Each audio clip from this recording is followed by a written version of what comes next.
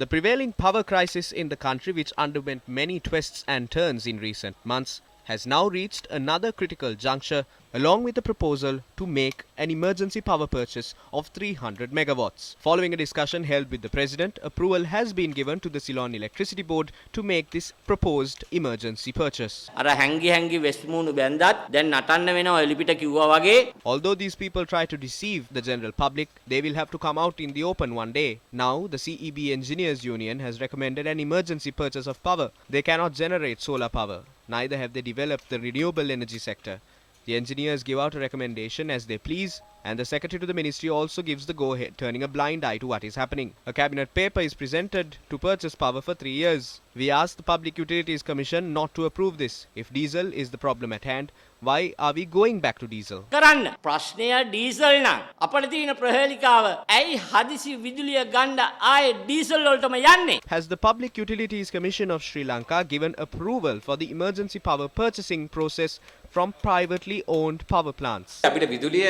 If we have to go for an emergency purchase, we will have to bear massive costs. Requests were made from the Public Utilities Commission over the last 5 years to give the green light to around 16 of these emergency power purchases. But the PUCSL did not give the go-ahead to any of those, and there were no power cuts during that time. Through these decisions, we managed to save more than 570 billion rupees to the economy of Sri Lanka. We have never approved emergency power purchasing. The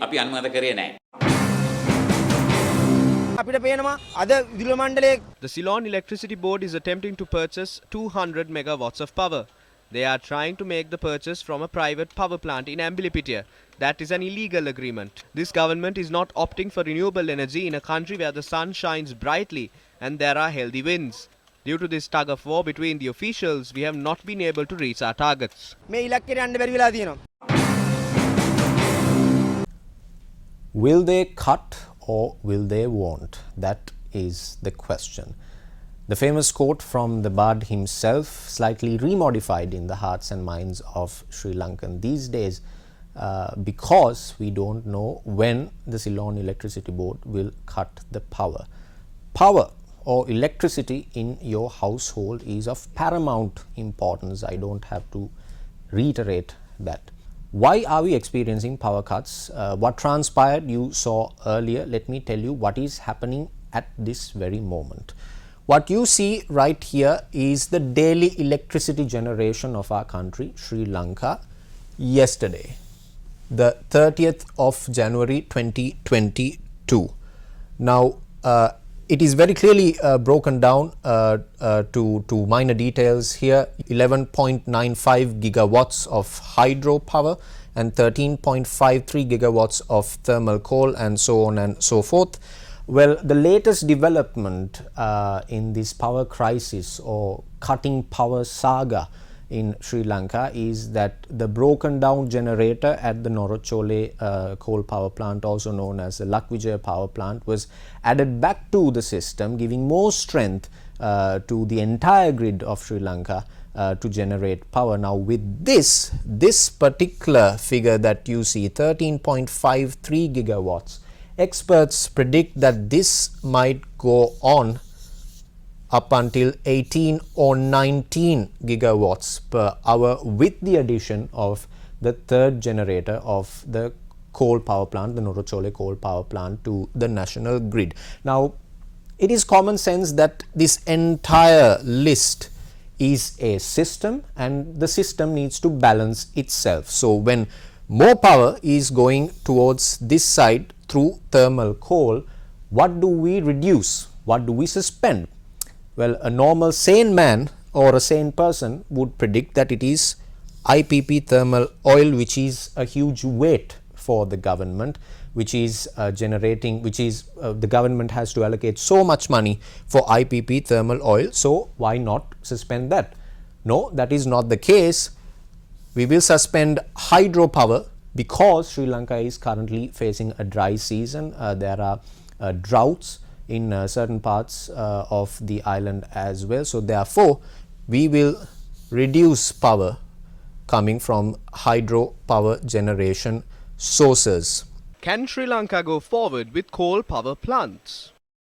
When all fails, the alternative of Sri Lanka is to opt for coal to generate power. What you see right here is a chart depicting the global prices, the prices of coal in the global market. As you can very clearly see here, it has been very slowly increasing over last year, and it has hit a peak in somewhere between September and November last year, and at the moment it is currently at $227.65 per 1 metric ton of coal. As you can see, let me depict it once again. It has been steadily gathering momentum, and it has peaked somewhere in between September and November, and at present it is at $227.65 per metric ton of coal. The question is, can Sri Lanka afford this? We are on the brink of collapsing. Some people say that we are on the brink of defaulting as well.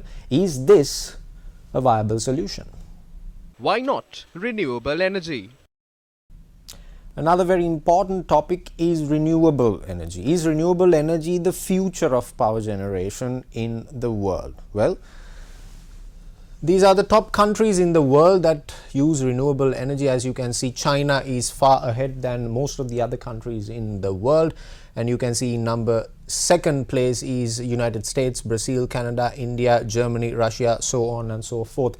The million-dollar question here is, why can't Sri Lanka become a country that uses renewable energy? What are the obstacles that we have? Is it something really difficult that we can't attain as a country? Or is there a certain level of corruption involved in this endeavor? We need to keep one thing in mind.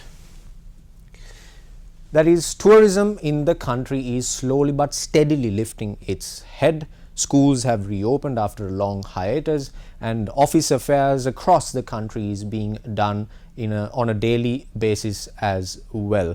All of these sectors have been badly affected by this unresolved problem, power cuts. This unresolved problem, it is unresolved because of the negligence of authorities. Sri Lanka's economy is collapsing. Some economic experts have said that it is already collapsed, and on top of that we have power cuts, and on top of that we have responsible ministers of the government saying that the general public can tolerate this, they can take this, they should take this. These are all but puzzling statements. But the real puzzle here is this: why are the authorities and the politicians of this country acting in such a lackluster manner that they are not performing their duties? Food for thought. We report, you decide.